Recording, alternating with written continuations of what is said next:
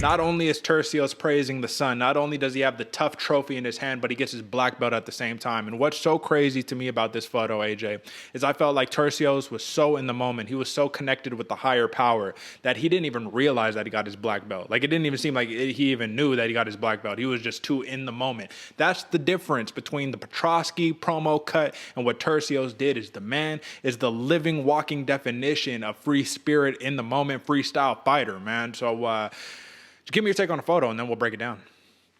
Oh man, I mean, normally we have a little bit of guff going forward whenever the fighters get their black belt and they didn't really put on a jiu-jitsu show, but he did really well. I'm cool with this one. I like the photo, and like you said, this is pure in the moment. He was not here in the realm.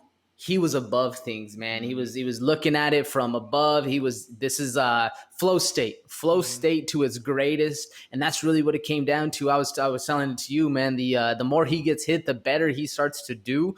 And really when that scrap became a fight, or that bout, the bout match became a fight, Ricky Turcios shined, man. And he did really well. The decision, it could be weighed one way or the other, depending. I might have to watch the fight again to really see if I was being unbiased and giving Brady the first and the second. Maybe the judges are weighing the third round a little harder, but this is a great fight, a great photo. And this is what you want. Like you said, man, this is the biggest difference between him and Petrovsky, because he actually was legitimately in the moment, feeling that flow state. And like I said, man, big things for Ricky Turcios coming, especially if he stays true to who he is and stays true to what got him to the big show, man. Absolutely, man. So, I mean, you basically wrapped it all up right there, but I will have to shed a little bit of light on Brady Hiestand. It's actually Hiestand, not Hiestand. The light that I have to shed is this man is 22 years old, and he looks like he's ready for the UFC, bro. At least against Turcio, which is a very interesting matchup, because if you're not a very technical, skilled fighter, you fight Turcio's fight. I think against more technical, experienced UFC actual talents, Turcios might not have the same level of success, because you can't get in those dogfights like that all the time, you know what I mean, and expect to win, because this was a very close matchup. But Hiestand, man, that sick jitsu camp right there with Michael Chiesa, that his grappling is so on point, dude. This dude is so game, so ready, and it sucks that anybody had to lose. But Dana White even said it himself. He says, yeah, man, we think we're going to team up with the matchmakers. We're going to give him another shot. We're going to go and give him another opponent right there. So listen, man, I just have to say this.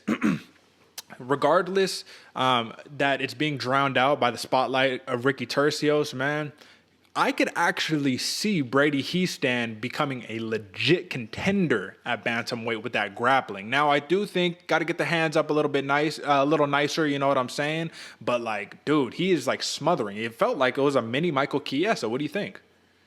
Yeah, that's pretty much dead on, especially since the fact that they trained together. So I'm sure some of those characteristics rubbed off a little bit. But I was very impressed by Hiestand.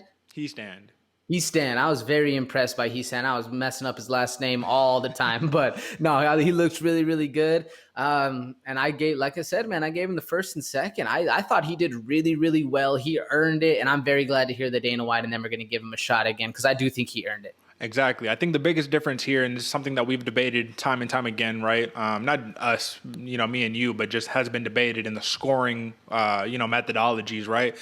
Hiestand was grabbing these takedowns and he was really getting them locked down, but you got to do something with it. When you get a takedown and you're getting elbowed in your face a million times and all that stuff, getting all cut up and whatnot, Turcios is throwing up submission attempts and all that. It just doesn't really look good on you. You got to do something with your takedown. The dominant position isn't enough to get the actual round, depending on who's judging. Hopefully, Adelaide Bird wasn't judging this fight, so shout out to that one. But huge win for Ricky Turcios, who is the TUF 29 bantamweight champion, man. Praise the sun, praise the higher powers and all that, man. He put on a "I want peace on earth" promo at the end of the thing and everything, man. It's a beautiful thing, and you will see a lot more of this man in the near future. But I think we can move on, man. Very valiant effort by both fighters.